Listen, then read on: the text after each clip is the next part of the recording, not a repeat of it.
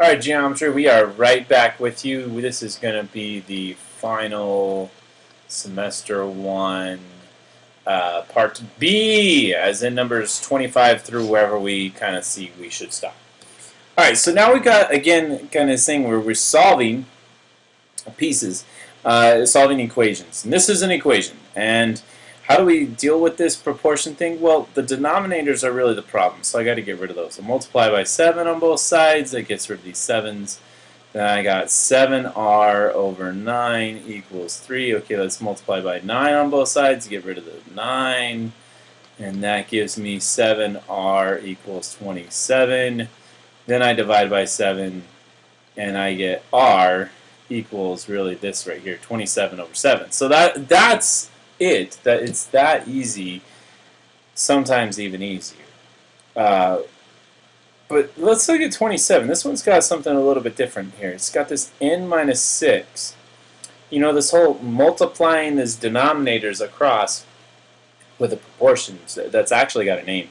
Sometimes we call that cross multiplying. So I'm going to multiply this 3 over to the 8 and this n minus 6 over to the 10. That means I'll have 8 times 3 is equal to 10 times n minus 6. Right, now from here that gives me 24 equals, now I got to distribute, I got to ungroup this so I can move stuff around, 10n minus 60. So I'm going to add 60 to both sides. Add 60, add 60. And that gives me 84 equals 10n, which I just divide by 10, and I'll get 8.4 equals n.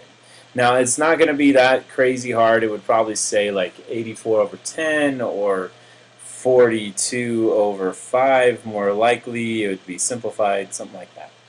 But either one of those answers would be acceptable. Okay, going. State if the polygons are similar. It's either yes or no. And the idea is that the ratio for each match is equal. Alright, so that means I'm looking at 20 to 15 versus 40 to 24. Well, let's check. I don't know. Maybe it is, maybe it's not. Well, if I were to match up these two shorter sides, 20 and 15, let's see what ratio that would give me. 20 over 15, that's if I divide the top and bottom by 5, I'd get 4 over 3. Okay, for the other one, I'd have 40 over 24. Let's see, 4 goes into each of those. Let's do that. Let's divide the top by 4 and the bottom by 4. I'd get 10 on top and 6 on bottom. Well, I could keep going. If I divide top and bottom here by 2, I'd have 5 over 3. So, whoa! Wait a second. 4 over 3 does not equal 5 over 3. So the ratio for matching sides is not equal. Therefore, it is not similar. Boom. Just like that. So that's what you got to do. You got to check those corresponding pieces, the ones that match, that are in the same locations, and see if they, in fact, are the same ratio. The same, we'd have a proportion in the sides there. All right, so let's keep going. I think we have another one of these, just to double check. Yes, we do. All right, so now we got 3 to check. So I got 12 to 4. Let's see what that would be. 12 over 4. Well, both of those are divisible by 4, and it would get me 3 over 1. I have 21. Let's redraw that for a second. How about triangle? Triangle for the 21 and triangle for the 7. 21 over 7. That, if we divide top and bottom, is also 3 over 1. So far, so good. All right, last one. How about we'll just do underline. 11.1 and 3.7. 11.1 and 3.7. Now, that's not necessarily as easy to do, but let's see if it would simplify. You know, it's kind of like 37 into 111. So that does, it should here. Let's double check. 3.7 times 3. 3 times 7 is 21. And then we got an 11. 11.1. So 11.1 divided by 3.7 is going to be 3. 3.7 divided by 3.7 is 1. Hey, it's awesome. It is similar. Yes, it is, because the ratio for all pieces, not just 2 of them, out of 3, and not just 3 out of 4, not even 1 out of 2, but all of them, the total, every single one, is the same. All right, more. The polygons in each pair are similar. Oh, so they're telling us they're similar. Find the scale factor. That's kind of like what we're doing, of the smaller figure to the larger. Okay, so we were doing it like this, except we did large to small. So we just got to go the reverse order. So that means start with this number, 8, and match it to something over here. It's either the 35 or the 40. It looks like it's the 40, because the 35 would match whatever was on this side. So I got to do 8 to 40. Well, I could divide the top and bottom by 8. And that would give me 1 over 5. Now on your test, I believe it's going to be with a colon, like this. So it'll say 1 to 5. There's your scale factor. That easy. The polygons in each pair are similar. Find the missing side length. Alright, so now that we know that all these proportions are the same, that these pieces should match up, what we can do is actually set up a proportion and solve for a piece that's missing. So in this case, I got 28 and this question mark. Those pieces will match. We're going to call this question mark x. How about that? So x over 28. Now for the other one, I need two other pieces that match. So let's say 15 and 12. Let's put these in square boxes. And the question is, which one goes on top? Well, x went on top here, so 15 and x are both kind of the same, so that those should both be on top, and then 12 will be on bottom. Now we could just multiply and work it out from here, but it's probably easier if we do some simplifying first, because I noticed that 15 and 12 are both divisible by 3. So if I divide by 3, I get 5 on top, 4 on bottom. All right, now let's work it out. We're going to have 4x over here and 28 over there. So we'll have 4x equals 5 times 28. Well, 5 times 28, how much is that? That's got to be 140. Yeah, 140. So this is 140 equals 4x. So we've got to divide that by 4. That'll give us x. So let's see, how many times does 4 go into 140? It goes into 14 3 times, and then into 25 times. So x equals 35. Booyakasha. There you go. Awesome. X equals 35. Find the missing side length. Is that all I needed? Yep. That's what we found. 35. Let's keep moving. Again, it's all about setting up the proportion with the pieces that match. So right now these shapes are in the same orientation, meaning there's no flippage, no rotation. It's, left to left, right, right, bottom, bottom. So I just got to match pieces together.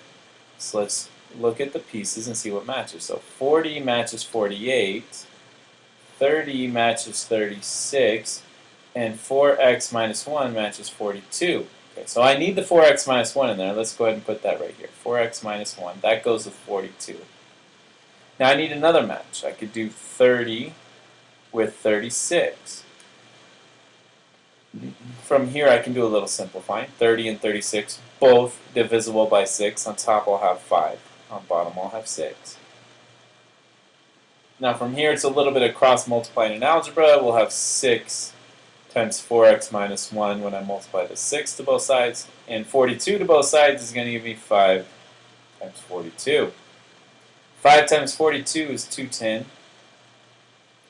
6 times 4x minus 1 is going to be 24x minus 6. Don't forget to ungroup that 6 to both pieces.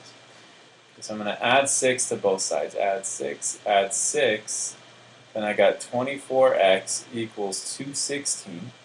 And this actually does go in evenly. When you divide both by 24, you would find that x equals 9. But if I couldn't see that, let's say I couldn't, I'd say 24x equals 216. Okay, well I could have divided by 24, but let's say I didn't see that. Let's say I just divided by 2. Let's see how far that would get me. Well, the left side would be 12x, and on the right side, 200 divided by 2 is 100. 16 divided by 2 is 8, so this would be 108. I could divide by 2 again, and that would give me 6x equals 54. Now this is where it gets pretty easy. You can divide by 6, and you get x equals 9. Same thing. So if you do it in pieces or all in one big step, you still get the same thing. Alright, so that's number 37. We're still moving. Still got some of this similar proportions kind of action going on.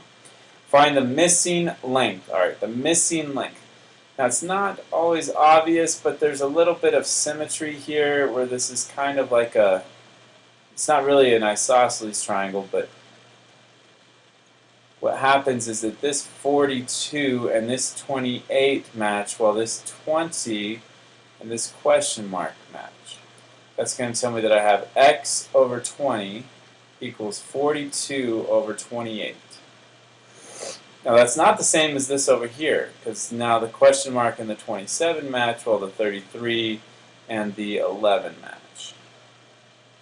For the last one, what are we looking at? Well, let's look at the pieces. I got long is 44, long is 55, short is 28, and short is question mark. So being able to see those pieces is almost just as important as solving. Actually, I think probably even more important. Let's go ahead and wrap up solving this one. 42 and 28 both divisible by 7. We get 6 on top, 4 on bottom. We could go even further. That would be 3 over 2. So I have x over 20 equals 3 over 2. Now when I multiply, crossway, and do all that algebra stuff, I'll wind up getting 2x equals 3 times 20 is 60. Divide by 2, and x equals 30.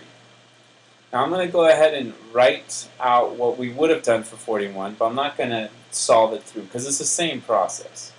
Let's call this question mark x. X, the triangle, goes with 28. And then the 55 over here that went with the x also goes over 44. Again, it's just simplifying and then working your way through the algebra. Easy peasy. Okay, now a little more complex. Not really that much more complex, but it is a little more complex. Here's what I see. I see two triangles, a big triangle and a little triangle, both kind of orientated the same way. So on the little triangle, I have a 27 and a 33. And on the big triangle, I have an 88 down here and a 17 plus 5x up here. What it's asking me to do is set up a proportion with pieces that match. Well, it looks like the 27 matches 17 plus 5x. So let's see that. 17 plus 5x over 27 is equal to, on the other end, we got 88 and 33. So 88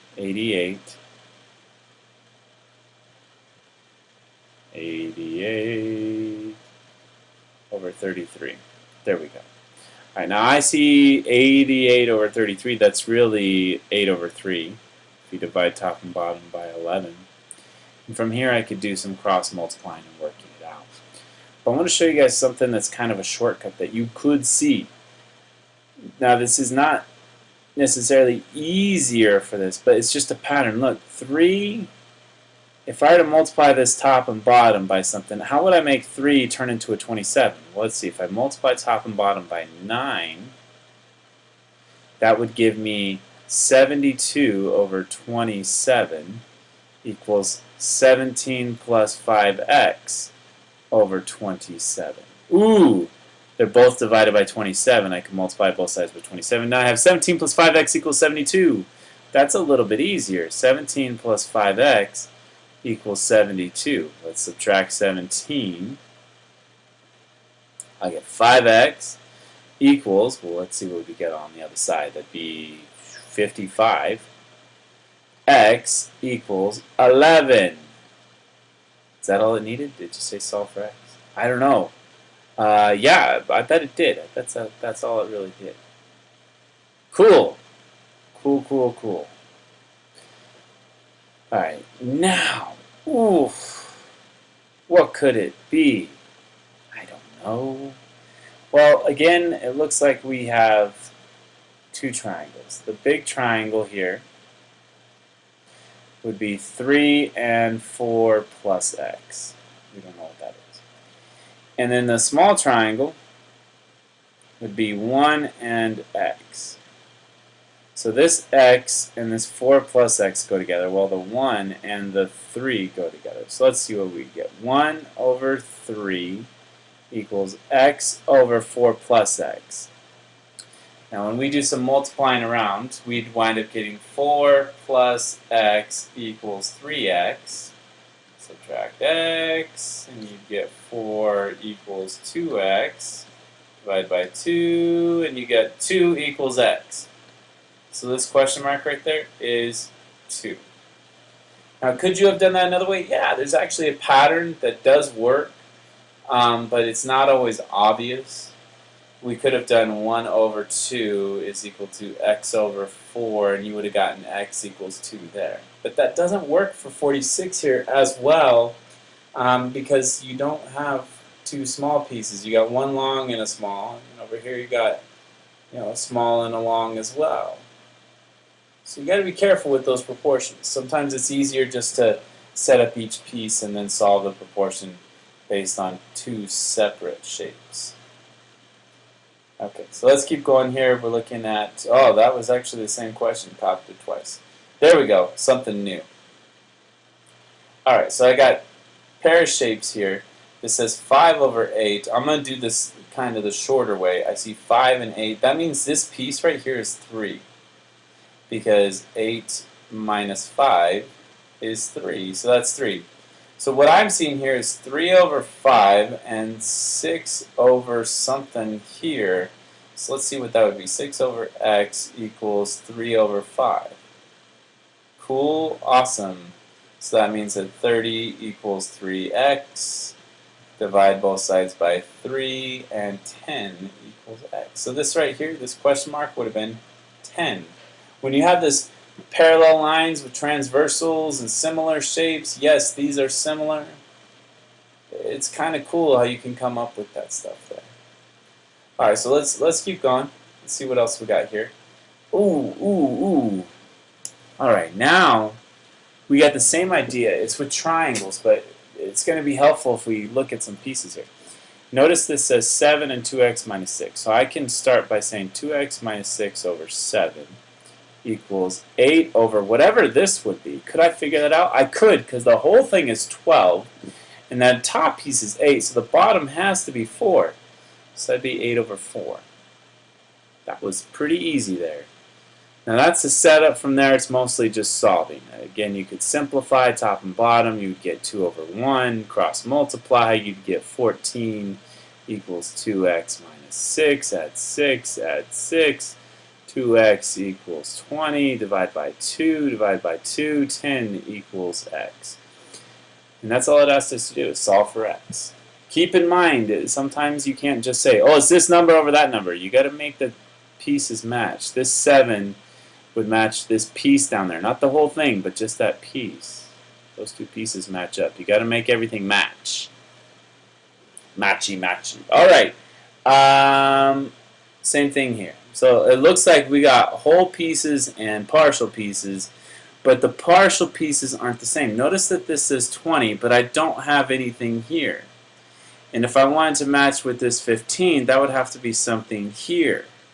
And then this 32 would match with this 3x plus 13 there. Okay, so I'm going to do 3x plus 13 over 15. So, no, not over 15. Over 32. But then this 15 has got to go over a number here. How do I figure that out? Well, this is 32 for the whole thing. That half is, well, not half, but that piece is 20. 32 minus 20 is 12. So it would be 15 over 12. Again, we can do some simplifying. 15 over 12 is divided by 3 on top and bottom. Gives us 5 over 4. I noticed that, 32 is a multiple of 4, so let's do this. Times 8 over 8. We'd have 3x plus 13 over 32 equals 40 over 32. Booyah! 32's multiply each other out. That gives me 3x plus 13 equals 40. Subtract 13, subtract 13. We got 3x equals how much? Let's see, 27?